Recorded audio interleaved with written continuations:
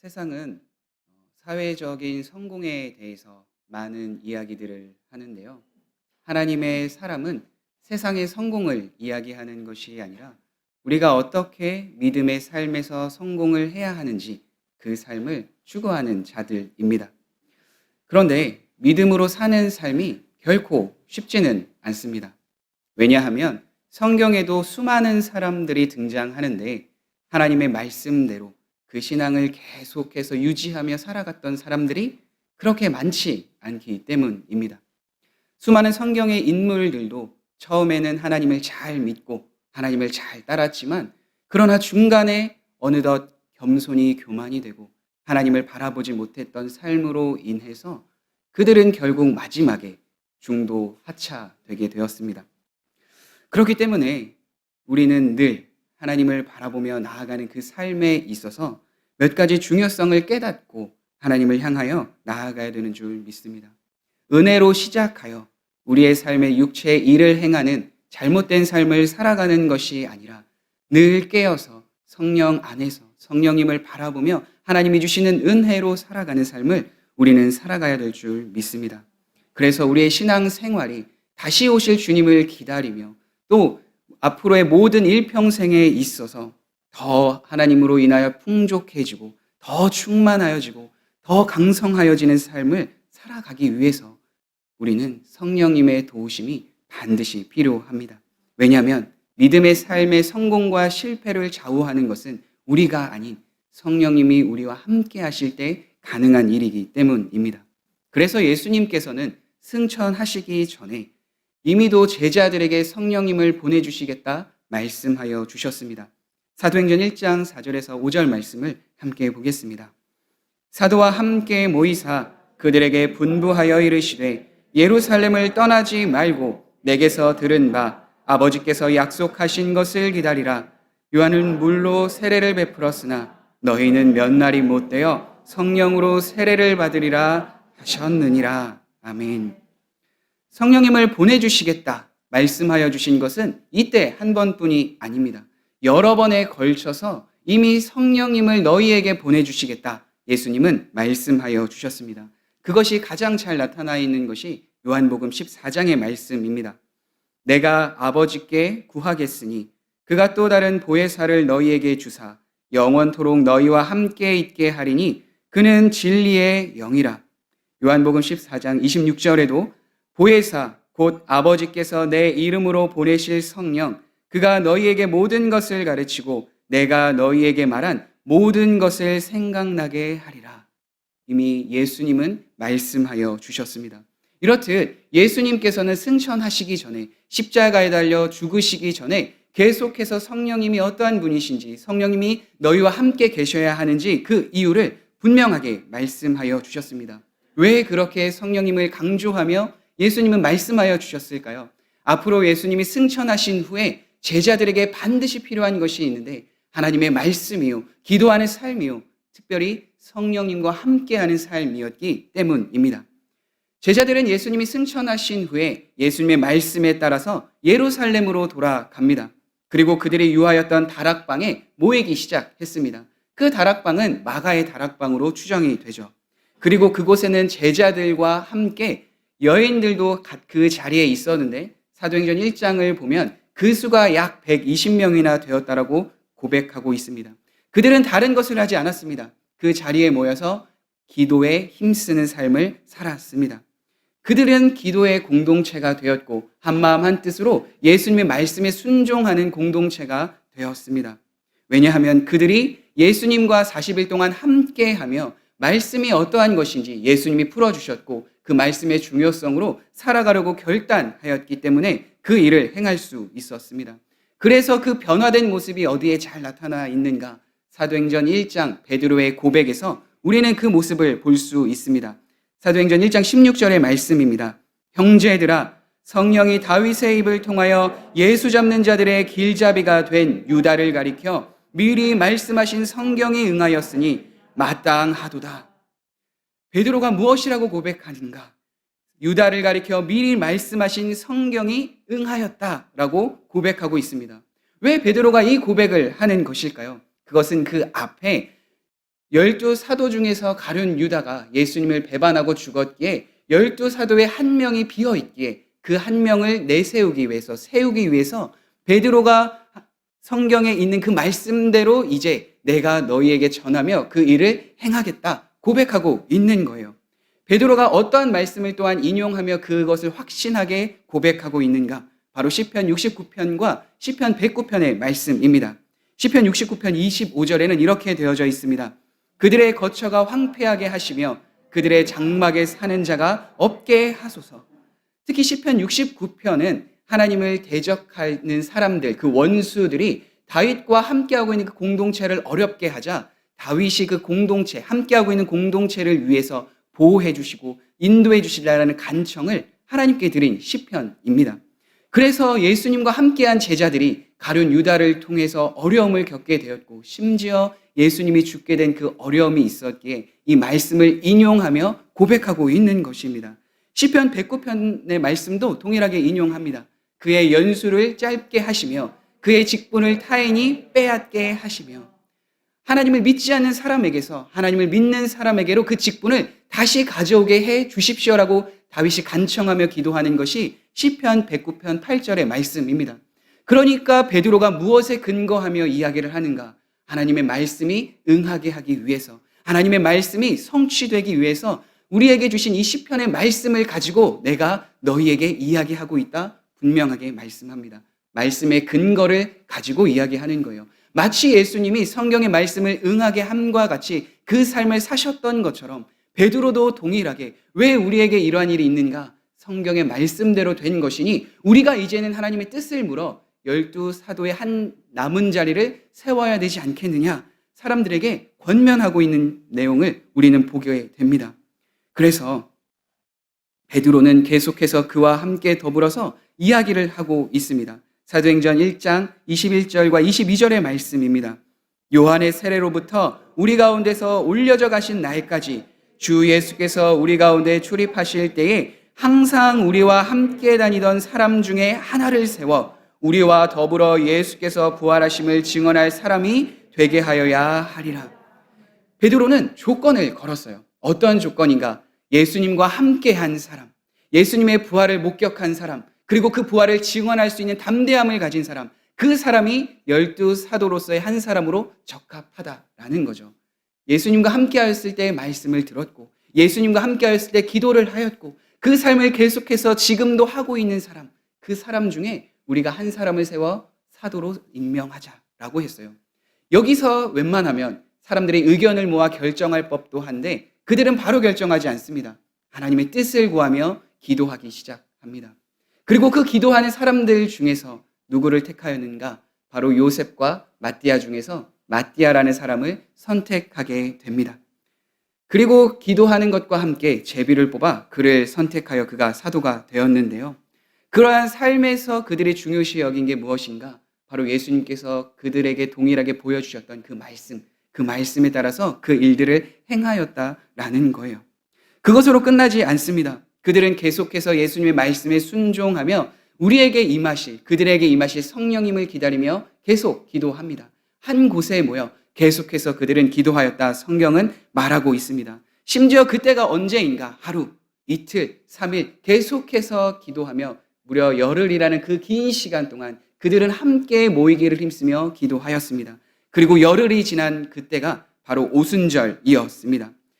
함께 모인 그 장소가 어디인지는 분명하게 나와 있지는 않습니다. 그러나 제가 생각하기에는 계속해서 마가의 다락방에서 120명이 함께 모여 기도했을 거라고 생각합니다. 왜냐하면 다른 곳이 아니라 계속해서 한 곳에 모이기를 힘쓰며 기도하기를 힘썼던 그들이었기 때문입니다.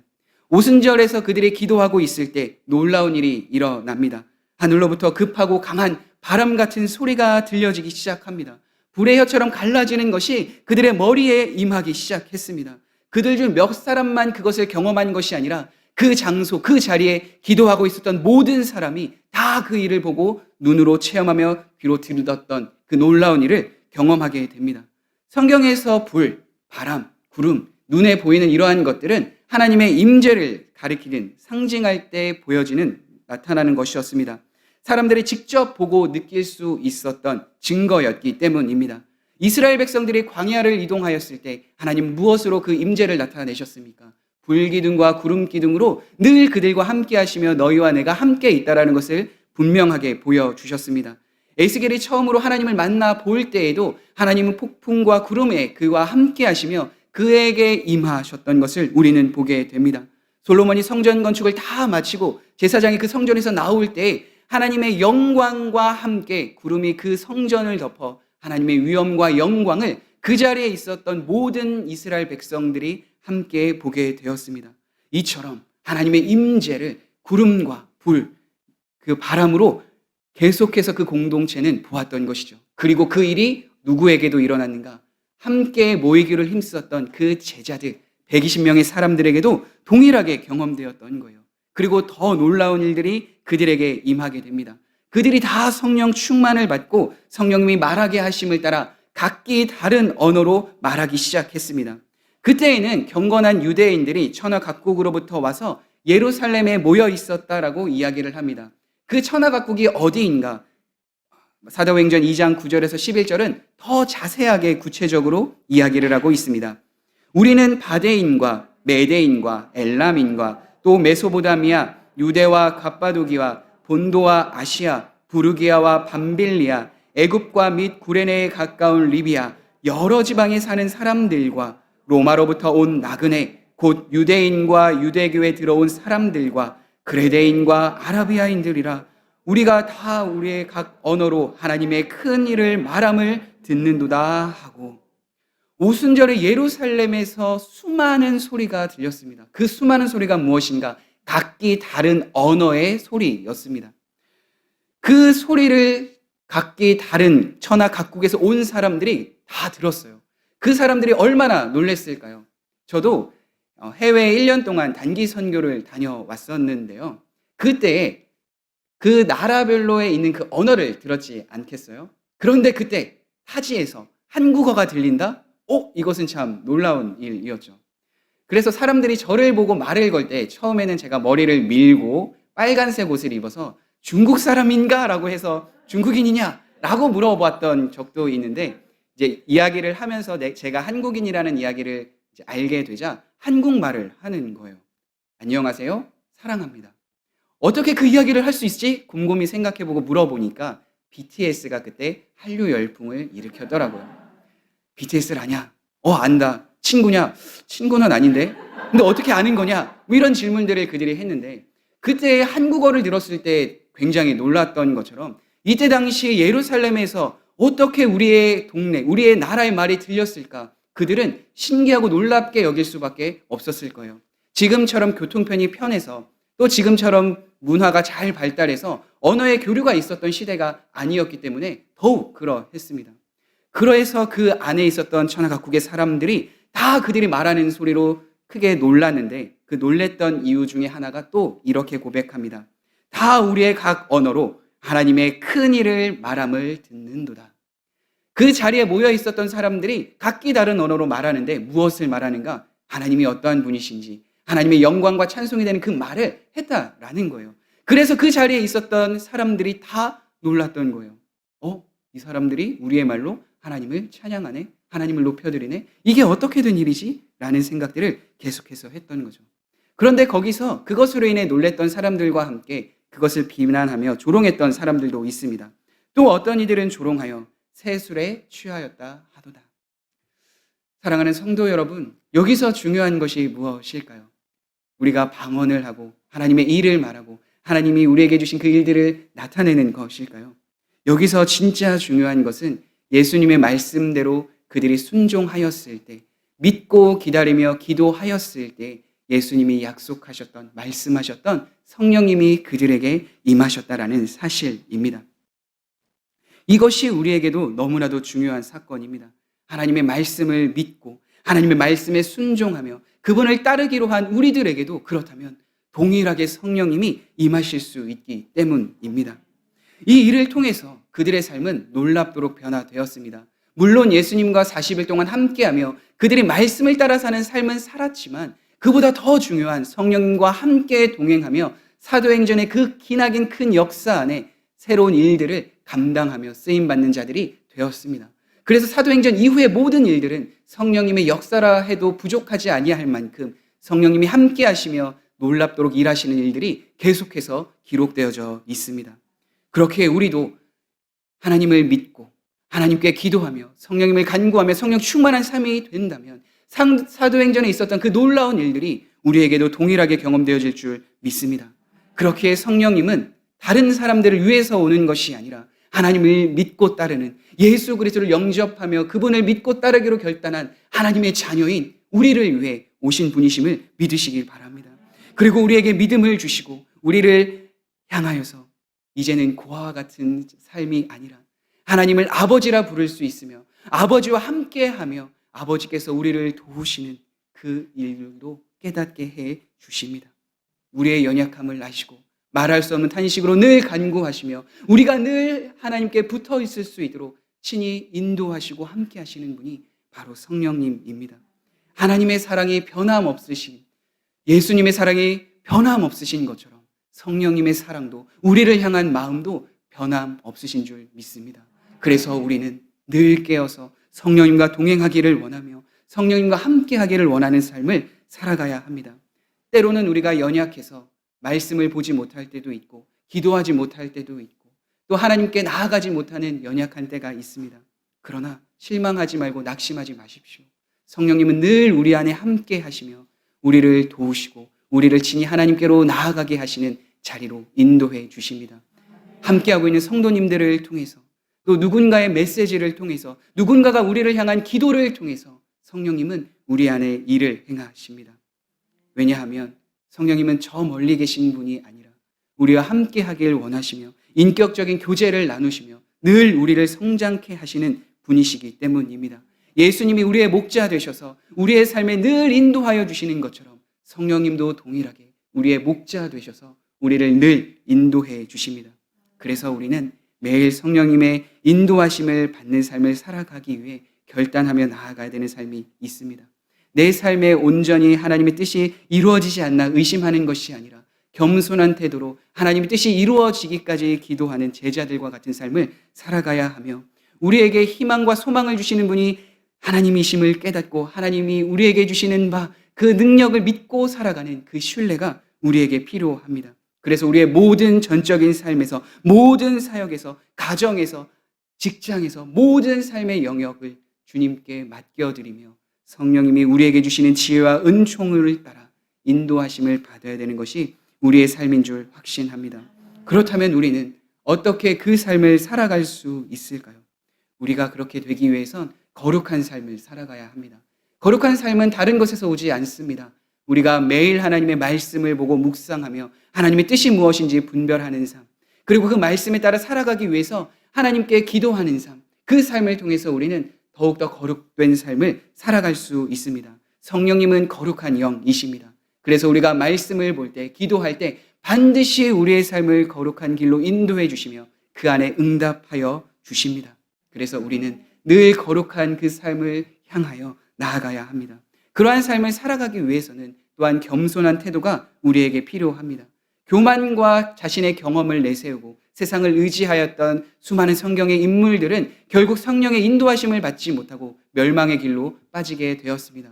그러나 내가 잘못된 길로 가고 있구나, 내가 잘못했구나, 하나님 앞에 다시 돌이키며 성령의 임재를 간구하며 나아갔던 믿음의 인물들은 다시 주님께 쓰임받으며 주님의 영광을 위하여 살아갔습니다. 대표적인 인물이 다윗입니다.